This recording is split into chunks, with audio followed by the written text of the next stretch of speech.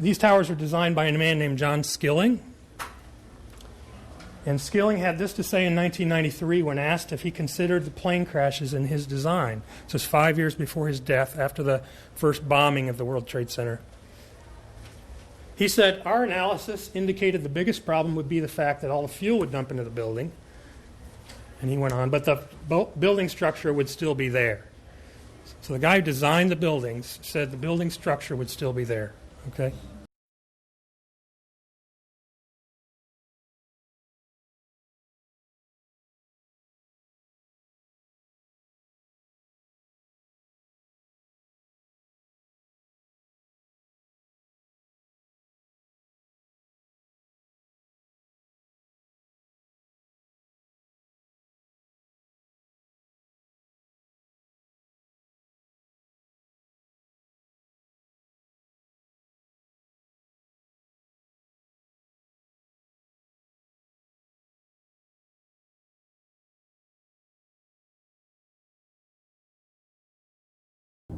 In a remarkably prescient interview given over 15 years ago, Charlie Thornton, now one of the investigators, considered the scenario. Well, 13,000 tons is a lot of force. People always talk about an airplane crashing into a building. And in 1944 or 45, a plane did crash into the Empire State Building. But the largest aircraft flying today, at least commercially, the 747, fully loaded, is on the order of 300 tons. So if you think about a 300-ton element crashing into a building that's been designed to carry 13,000 tons, you can see that an aircraft crashing into the World Trade Center would probably not do anything to the major building. It could affect localized structural elements, could knock out a column, and there could be some damage. But as far as a plane knocking a building over of that type, that would not happen. Since the Empire State accident had shown that a plane could crash into a New York skyscraper, the designers were forced to consider the possibility. Taking the example of a Boeing 707 passenger jet, one of a new generation of heavy civil aircraft.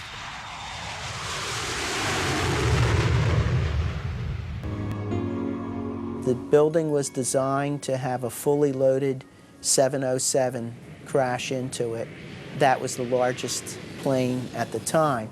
I believe that the building probably could sustain multiple impacts of jetliners because this structure is like the mosquito netting on your screen door, this intense grid.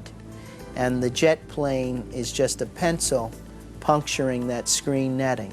It really does nothing to the screen netting.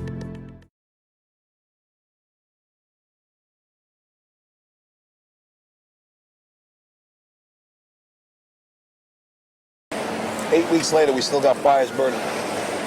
Every now and then, one of the pieces of equipment will dig in, they'll open up a small area, the oxygen will rush in, and you'll get this plume of brown, black smoke coming up.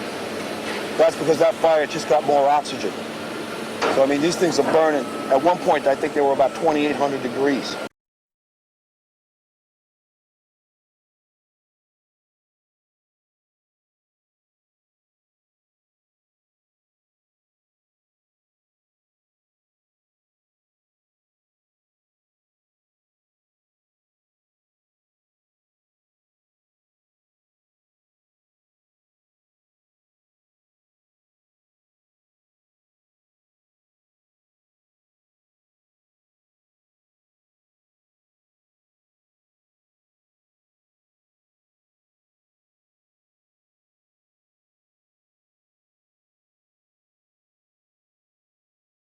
The collapse of the 110-story towers left a chaotic jumble of material that still burned from the jet fuel fires. The fire is burning from the bottom because you have so many million square feet of office space that are in those towers. What kind of combustibles are in 1 million square feet of office space? The paper, the furniture, the carpets. The fires got very intense down there and actually melted beams where it was molten steel that was being dug out. You'd get down below and you'd see molten steel running down the channel rails. like you're in a foundry. Yeah, like lava. Like it was Like lava lava. from a volcano. The project was on fire for months. So we were down at the B1 level, and one of the firefighters said, I think you'd be interested in this, and they pulled off a big block of concrete, and there was like a little river of steel flowing. Pulled off a big block of concrete, and there was like a little river of steel flowing. One of the more unusual artifacts to emerge from the rubble is this rock-like object that has come to be known as the meteorite. It's this fused element of steel, molten steel and concrete and all of these things all fused by the heat into one single element. And almost like a chunk of lava from Kilauea or Iceland, where they're very sharp but breakable shards on the end here.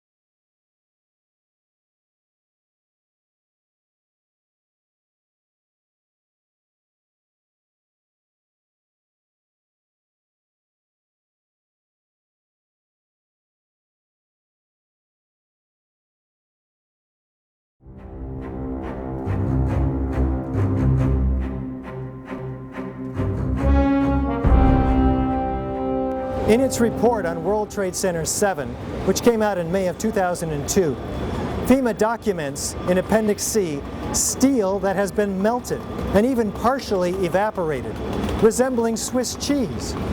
What are we to make of this? My name is Jeff Fair. I have a PhD in Material Science and Engineering from the University of Minnesota. I have a BA in Physics from Brigham Young University. I've worked with solid-state reactions. I've worked characterizing materials semiconductor materials, thin films. I currently do a lot of work with nanoparticles as well as solid-state reactions. So Jonathan Barnett's study, which I thought was very well done and quite extensive, is all documented by FEMA in Appendix C in their BPAT report that was May of 2002. Unfortunately, it was never used in the NIST report. My name is Jason Cheshire, and I'm a licensed professional engineer in the province of Ontario in Canada. And I have been working in the field of hydrometallurgy for the past 10 years for a major company here in Canada. And I'd like to know why NIST excluded the document from FEMA in Appendix C that documented the evidence of melting steel. Well, why is this not included? Why is this forensic evidence not being included in the report? First of all, let's go back to your basic premise that there was a pool of molten steel. I know of absolutely nobody, no eyewitness who said so, nobody who's produced it.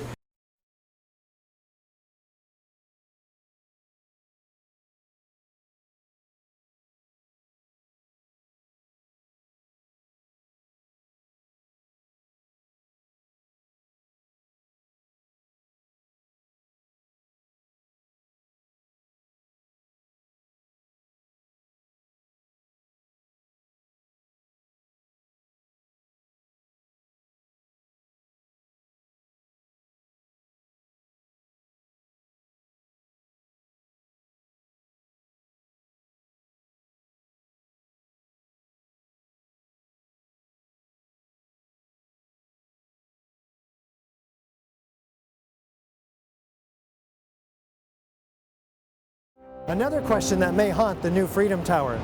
According to USGS, they found as much as 6% of the World Trade Center dust consisted of tiny, previously molten iron spheres.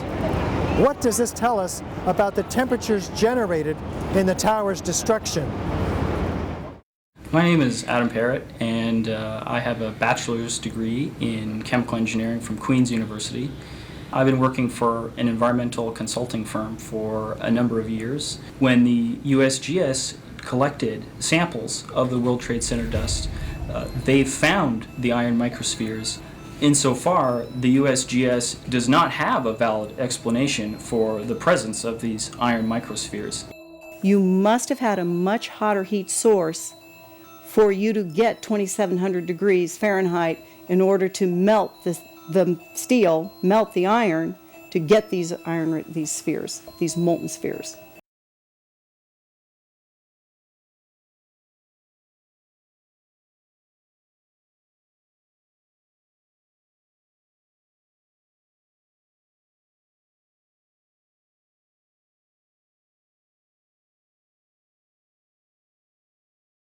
And all of a sudden, he comes out of this little tunnel screaming, "Wait till you see what I found." And he pulls in ministers and officials, and there, this cross is fully extended, melted together with the intense heat. The two beams were never initially part of the same structure. Heat literally melted them together. And the piece of metal that's draped over was molten metal that had literally fallen over one of the arms. So the word melting should not be used for girders because there is no melting of girders. I saw melting of girders in World Trade Center.